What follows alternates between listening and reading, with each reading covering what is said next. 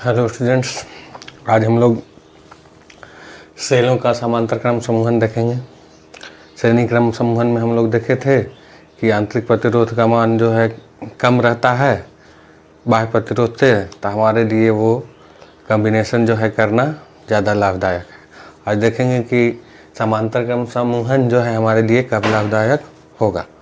तो समांतर क्रम समूहन के लिए, समांतर क्रम समूहन में क्या होता है कि सेल का, हर एक सेल का जो पॉजिटिव टर्मिनल है, हर एक सेल का जो पॉजिटिव टर्मिनल है वो एक जगह जोड़ा जाता है और हर एक सेल का जो नेगेटिव टर्मिनल है उसको एक जगह जोड़ा जाता है। तो इस तरह से हम लोग कनेक्शन करेंगे कि जो प्रक्रिया है, पॉजिटिव टर्मिनल को एक जगह रखेंगे और नेगेटिव टर्मिनल को एक जगह रखेंगे, और यह जो प्रक्रिया है ये प्रक्रिया आगे की ओर बढ़ते जाएगा और यह कहलाएगा सेलों का समांतर क्रम समूहन। सेलों का समांतर क्रम समूहन। तो इस तरह से क्या करना है, इसको कॉम्बिनेशन को, बैटरी के पॉजिटिव टर्मिनल को एक जगह, नेगेटिव टर्मिनल को एक जगह, इस तरह से वहाँ पर n बैटरी को लिए थे, यहाँ पर हम लोग n बैटरी को लिया जाएगा। कितना बैटरी को? n बैटरी को, m बैटरी को इस तरह से, m बैटरी को इस तरह से जोड़ा जाएगा। मतलब सारा का पॉजिटिव टर्मिनल को एक जगह ले लिए, कोई एक बिंदु A पर, और सारा का नेगेटिव टर्मिनल एक जगह ले लिए। उस बिंदु को मान लिए B, उस बिंदु को क्या मान लिए? B, और उसको एक बाह्य प्रतिरोध से जोड़ दिया गया, जिसको लोड बोलते हैं। उस बाह्य प्रतिरोध से जोड़ दिया गया और धारा जो प्रवाहित हुआ, इस तरह से I करंट इधर से आया और इधर फिर वापस चल गया। ये बाह्य प्रतिरोध R है, बाह्य प्रतिरोध R है। ये रेजिस्टेंस जो है इंटरनल रेजिस्टेंस है, जिसका मान R के बराबर होगा। जिसका मान कितना के बराबर है? R। अब वो कहाँ तक गया है? M तक गया है। कहाँ तक जुड़ते गया है? मतलब सबका विद्युत वाहक बल E है, सबका विद्युत वाहक बल E है। और एक बात आपको ध्यान यहाँ देना पड़ेगा कि विद्युत वाहक बल E है और कॉम्बिनेशन जो है समांतर क्रम है।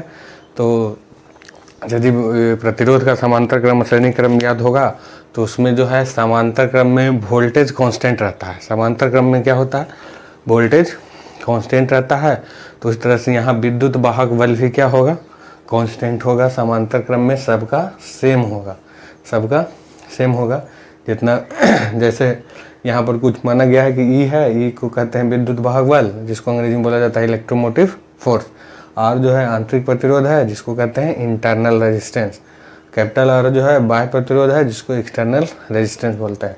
और I जो है कुल विद्युत धारा है, टोटल करंट है, ये इलेक्ट्रिक करंट का है। था M जो है सेलों की संख्या है, नंबर ऑफ सेल, यहाँ इसको नंबर ऑफ सेल बोला जा रहा है। तो सबसे पहला काम यहाँ पर हम लोग को करना होगा कि कुल विद्युत धारा का मान निकालना पड़ेगा। तो कुल विद्युत धारा का मान निकालने के बाद ही डिसाइड होगा कि कब इसका जो है कौन सा प्रक्रिया में कौन सा ऐसा केस आएगा कि हमको समांतर क्रम में करना पड़ेगा, और कौन सा ऐसा केस आएगा कि हमको कॉम्बिनेशन जो है श्रेणी क्रम में करना पड़ेगा। तो सबसे पहले यहाँ पर हम लोग निकालेंगे कुल विद्युत धारा, कुल विद्युत धारा। तो कुल विद्युत धारा I बराबर कुल विद्युत वाहक बल, कुल विद्युत वाहक बल, कुल विद्युत वाहक बल बटा कुल प्रतिरोध, कुल प्रतिरोध। यहाँ प्रतिरोध दो तरह का है, आंतरिक प्रतिरोध है और बाह्य प्रतिरोध है। तो कुल प्रतिरोध बराबर हो जाएगा, दोनों का जोड़ हो जाएगा, दोनों का जोड़ हो जाएगा कि कुल विद्युत वाहक बल, कुल विद्युत वाहक बल भाई कुल बाह्य प्रतिरोध, कुल बाह्य प्रतिरोध प्लस कुल आंतरिक प्रतिरोध, प्लस कुल आंतरिक प्रतिरोध, कुल आंतरिक प्रतिरोध मतलब इसको हम लोग कुल प्रतिरोध कहते हैं। इसको इक्वेशन 1 मान लेंगे और यहाँ पर बारी बारी से हम लोग सबसे पहले निकालेंगे कुल विद्युत वाहक बल। तो कुल विद्युत वाहक बल निकालना है। तो कुल विद्युत वाहक बल यहाँ पर जो होगा ये श्रेणी क्रम नहीं, ये समांतर क्रम है। तो जब हम प्रतिरोध का समांतर क्रम पढ़ रहे थे तो वहाँ पर वोल्टेज को कांस्टेंट रखा जाता है और वोल्टेज को कांस्टेंट रखा जाता है और करंट को एडिटिव नेचर का रखते हैं, करंट योगात्मक होता है। तो वहाँ से यदि समांतर क्रम का बात करें, किसी भी समांतर क्रम में तो बैटरी का जो वोल्टेज होता है वो हमेशा नियत रहता है। तो ईएमएफ यहाँ वोल्टेज जैसा काम कर रहा है, तो यहाँ पर भी कुल विद्युत वाहक बल ई के बराबर होगा, क्योंकि ये समांतर क्रम में नियत रहता है। समांतर क्रम में क्या रहता है? नियत रहता है। तो कुल विद्युत वाहक बल बराबर ई, यहाँ पर हो गया कुल विद्युत वाहक बल बराबर ई, मतलब कुल ईएमएफ बराबर ई हो गया। तो अब जो है यहाँ पर कुल आंतरिक प्रतिरोध का मान निकालना होगा। तो यहाँ पर उस तरह से फिर देखेंगे कि कुल आंतरिक प्रतिरोध, तो कुल आंतरिक प्रतिरोध यहाँ निकालना, वही सीखना है कि कैसे निकालेंगे कुल आंतरिक प्रतिरोध। तो प्रतिरोध निकालने के लिए प्रतिरोध निकालना है और समांतर क्रम है। प्रतिरोध निकालना है, कौन सा क्रम है? तो समांतर क्रम में जो फार्मूला होता है प्रतिरोध निकालने का कि 1/R इक्विवेलेंट बराबर 1/R1 प्लस 1/R2, इस तरह से। तो उस फार्मूला को पालन करेंगे तो यहाँ पर ये समांतर क्रम में 1/RP, मान ले कि RP जो है कुल आंतरिक प्रतिरोध है। तो 1/RP बराबर ये 1/R plus 1/R plus 1/R dot dot dot कहाँ तक जा रहा है? M तक जा रहा है। डॉट डॉट डॉट कहाँ तक जा रहा है? M तक। तो यहाँ से 1/RP बराबर क्या करेंगे कि 1/R को कॉमन लेंगे और 1 प्लस 1 प्लस 1 कहाँ तक जाएगा? M तक जाएगा। 1 प्लस 1 प्लस 1 कहाँ तक जाएगा? फिर अगेन यहाँ देखें कि 1 1 1 कहाँ तक रिपीट कर रहा है? M तक। तो यहाँ पर हम लोग बोल सकते हैं कि 1/RP बराबर हो जाएगा 1/R गुने M। तो इसको कह सकते हैं कि 1/RP जो है बराबर हो गया M/R के। इस दोनों को उलट दिया जाएगा क्योंकि यहाँ पर फाइनली हमको RP का मान निकालना है। तो RP, ये RP ऊपर चल जाएगा, 1/RP है तो RP ऊपर चल जाएगा, RP/1 हो जाएगा, RP/1। तो ये भी ऊपर चल जाएगा तो कितना हो जाएगा? R/M, या फिर क्रॉस मल्टीप्लिकेशन कर सकते हैं और या फिर क्या कर सकते हैं? Cross multiplication. तो RP बराबर यहाँ पर आएगा फाइनली जो है कुल आंतरिक प्रतिरोध RP माने थे, कुल आंतरिक प्रतिरोध क्या माने थे? RP। तो RP जो आया R/M के बराबर आया। RP जो आया कितना के बराबर आया? R/M के। तो यहाँ से R/M के बराबर आया। तो यहाँ से फिर हम लोग समीकरण 1 से चले, समीकरण 1 से समीकरण 1 से चला जाए तो समीकरण 1 से चलें तो क्या हो जाएगा? I बराबर कुल विद्युत वाहक बल कितना निकला? तो कुल विद्युत वाहक बल यहाँ पर E है, कुल विद्युत वाहक बल E है और कुल आंतरिक प्रतिरोध R/M है। कुल आंतरिक बाह्य प्रतिरोध, एक प्रतिरोध लगा हुआ है, सिंगल प्रतिरोध लगा हुआ है तो कितना हो जाएगा? R। तो सिंगल प्रतिरोध लगा हुआ है तो R हो जाएगा R प्लस कुल आंतरिक प्रतिरोध। तो कुल आंतरिक प्रतिरोध कितना है? R/M। इसको यहाँ से सॉल्यूशन करिएगा तो I बराबर E बटा, देखिए सॉल्यूशन करने पर ये दोनों का LCM M हो जाएगा। दोनों का LCM कितना हो जाएगा? बटा M हो जाएगा और ये M इससे मल्टीप्लाई हो जाएगा तो MR plus small r internal resistance. तो यहाँ से आगे बढ़ेंगे तो ये बटा का बटा है, मतलब बटा का बटा, तो ये ऊपर मल्टीप्लाई हो जाएगा तो I बराबर ME बटा MR प्लस स्मॉल r आएगा। I बराबर मतलब टोटल करंट बराबर ME बटा MR प्लस R। देखिए टोटल करंट बराबर एम ई, टोटल करंट बराबर यहाँ पर देखा जाए तो आई बराबर एम ई बटा M R plus R, M E बटा एम आर प्लस आर, ये जो है करंट का इक्वेशन आया। किसका इक्वेशन आया? करंट का इक्वेशन आया। अब इस करंट का इक्वेशन से, अब ये करंट का इक्वेशन से हम लोग क्या कर सकते हैं कि केस बना करके ये बता सकते हैं कि समांतर क्रम हमारे लिए कब फायदेमंद होगा और कब हमको समांतर क्रम करना चाहिए, कब ये मैक्सिमम करंट देगा, कब ये मिनिमम करंट देगा कि हमारे लिए समांतर क्रम हानिकारक हो जाएगा। तो यहाँ से दो गो केस बना करके आगे देखेंगे। तो पहले यहाँ तक देख लीजिए कि आई बराबर एम ई बटा M R plus R, equation आ गया, टोटल करंट का इक्वेशन आ गया सेलों के समांतर क्रम में। आगे हम लोग दोनों केस में इसको देखेंगे। कोई उतारना चाहते हैं इसको तो पॉज करके इसको उतार लें, उसके बाद इधर मिटा करके हम फिर बताएंगे कि कैसे केस 1 केस 2 में सेलों के समांतर क्रम समूहन को अधिकतम किया जाएगा और न्यूनतम किया जाएगा। ठीक है,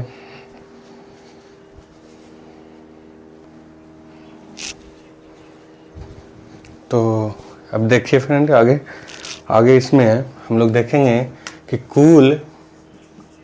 कुल विद्युत धारा जो हमारे पास आया, कुल विद्युत धारा जो हमारे पास आया, आई बराबर एन ई, आई बराबर एम तक गए थे हम लोग समांतर क्रम में, तो एम ई बटा M R plus small R, M R plus small R. तो ये जो हमारा है करंट का इक्वेशन है, ये करंट का इक्वेशन है। और इस करंट के इक्वेशन से हमको ये फाइंड करना है कि समांतर क्रम समूहन हमारे लिए, सेलों का समांतर क्रम समूहन हमारे लिए कब फायदेमंद है और कब हानिकारक है।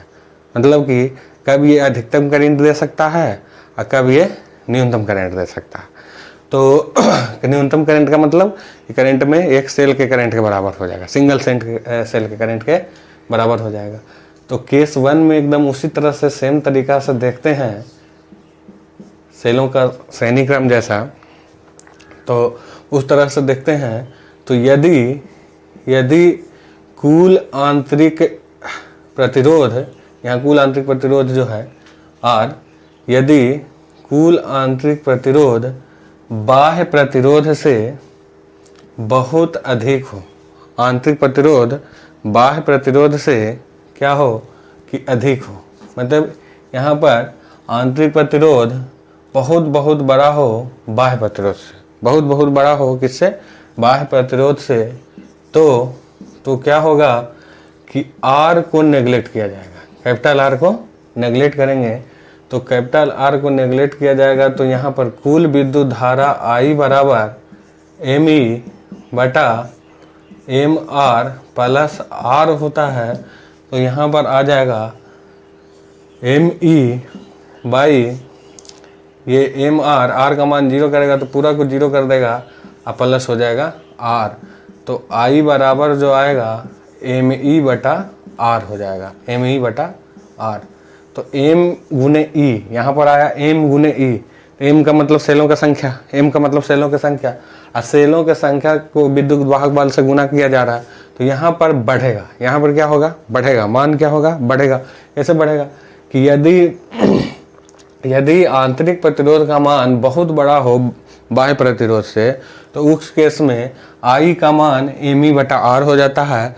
एम ई जो है, एम ई को ही बोला जाता है कि एम ई जो है एम मल्टीपल हो गया ई का, एम मल्टीपल हो गया ई का, मतलब एम गुना ई देगा। मतलब 10, 20 गो या 50 गो बैटरी को समांतर क्रम में किया गया है, समांतर क्रम में किया गया है और सब का ई है, तो 50 गुना ई हो जाएगा। मतलब 50 गुना यहाँ वोल्टेज देगा, 50 गुना EMF दे देगा, 50 गुना EMF देगा। तो इसका मान जो है बढ़ जाएगा, इसका मान, करंट का मान क्या हो जाएगा? बढ़ जाएगा, करंट का मान बढ़ जाएगा। तो करंट का मान बढ़ जाएगा तो यह केस समांतर क्रम में यदि आंतरिक प्रतिरोध बाह्य प्रतिरोध से ज़्यादा है तो हम लोग जो है करंट का मान हम लोग को अधिकतम मिलेगा, करंट का मान हम लोग को क्या मिलेगा? अधिकतम। मतलब इस संयोजन में क्या करना है कि सेलों के समांतर क्रम संयोजन कब करेंगे? जब आंतरिक प्रतिरोध का मान ज़्यादा रहेगा। सिंपल सा बात कि आंतरिक प्रतिरोध का मान बहुत ज़्यादा है बाह्य प्रतिरोध से, तो हम सेलों का समांतर क्रम समूहन करेंगे। और आंतरिक प्रतिरोध बहुत कम है तो कौन सा समूहन करेंगे? श्रेणी क्रम समूहन करेंगे।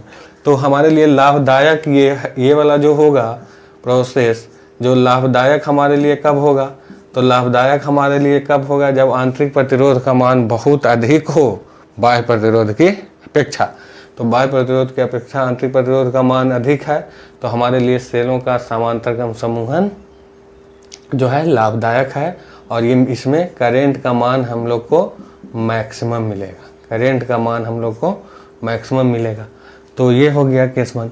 केस 2 में देखते हैं। तो केस 2 उसी तरह से देखा जाए तो केस 2 में देखा जाएगा तो यदि आंतरिक प्रतिरोध जो है बहुत छोटा हो बाह्य प्रतिरोध से, बहुत छोटा हो बाह्य प्रतिरोध से, तो R का मान जो है नेग्लेक्ट होगा, करीब 0 के करीब चल जाएगा। R का मान कितना करीब चल जाएगा, 0 के। तो यहाँ पर I जो आएगा, I का मान ME बटा MR प्लस R बराबर होगा क्या कि ME और MR, R का मान जो है इंटरनल रेजिस्टेंस हो गया 0, तो ये बच जाएगा ME बटा MR। तो M से M कट गया, तो I बराबर बच गया E बाई R का मतलब कि ये सिंगल सेल के करंट के बराबर हो गया। तो जब सिंगल सेल के करंट के बराबर हो गया, तो फिर इतना सेल लगा के हम समांतर क्रम क्यों किए, एक ही सेल इतना दे रहा है। तो एक सेल के सिंगल सेल के करंट के बराबर हो जाता है समांतर क्रम समूहन भी। तो इसमें हमको करंट में कोई फ़ायदा नहीं होता है, करंट का मान इंक्रीज नहीं कर पाता है, करंट का मान अधिक नहीं हो जाता है, करंट का मान एक समान रह जाता है। जितना करंट एक सेल देता है उतना ही करंट 10 सेल भी देगा। तो ये कॉम्बिनेशन हम क्यों करेंगे जब एक सेल के बराबर 10 सेल देगा। तो यही बात है कि इस प्रोसेस को यदि बोला जाए कि यदि आंतरिक प्रतिरोध का मान बहुत क्या हो, कम हो बाह्य प्रतिरोध से, आंतरिक प्रतिरोध का मान बहुत कम हो बाह्य प्रतिरोध से, तो वो जो है I बराबर हो जाता है E बाई R के, जो सिंगल सेल के करंट के बराबर है, और वो हमारे लिए हानिकारक है। कौन सा क्रम में, समांतर क्रम में। समांतर क्रम में हमारे लिए हानिकारक है। और हानिकारक किस लिए है, तो हानिकारक इसलिए है कि करंट का मान जो है हमको ये मैक्सिमम नहीं कर पाता है, मिनिमम ही रह जाता है। मिनिमम का मतलब एक सेल के, सिंगल सेल के करंट के बराबर, सिंगल सेल के करंट के बराबर। तो इस तरह से आंतरिक प्रतिरोध का मान कम रहेगा, आंतरिक प्रतिरोध का मान कम रहता है। इससे हम लोग को यही स्पष्ट होता है कि यदि आंतरिक प्रतिरोध का मान कम रहेगा सेल में, तो उस सेल को श्रेणी क्रम समूहन करना ज़्यादा लाभदायक रहेगा। यदि किसी सेल का आंतरिक प्रतिरोध अधिक रहेगा, किसी सेल का आंतरिक प्रतिरोध अधिक रहेगा, तो उसमें समांतर क्रम समूहन करना हमारे लिए लाभदायक रहेगा। तो श्रेणी क्रम, समांतर क्रम समूहन और श्रेणी क्रम समूहन दोनों जो है आंतरिक रेजिस्टेंस, आंतरिक प्रतिरोध के मान पर निर्भर करता है कि आंतरिक प्रतिरोध किसका ज़्यादा है। तो यदि सेल का आंतरिक प्रतिरोध ज़्यादा रहेगा तो हम उसको समांतर क्रम करेंगे तो ज़्यादा करंट मिलेगा। यदि सेल का आंतरिक प्रतिरोध कम रहेगा तो उसको हम लोग श्रेणी क्रम करेंगे समूहन, तो ज़्यादा करंट मिलेगा। यही इसका मतलब है। तो यही ये दोनों को हम लोग को समझना है। इसको जो लिखे हैं फिर इसको आगे कंटिन्यू लिख करके इसको एक डेरिवेशन बना सकते हैं और 12वीं एग्जाम के लिए इम्पोर्टेंट होगा। नेक्स्ट क्लास में हम लोग सेलों का मिश्रित समूहन देखेंगे इसको। Thank you.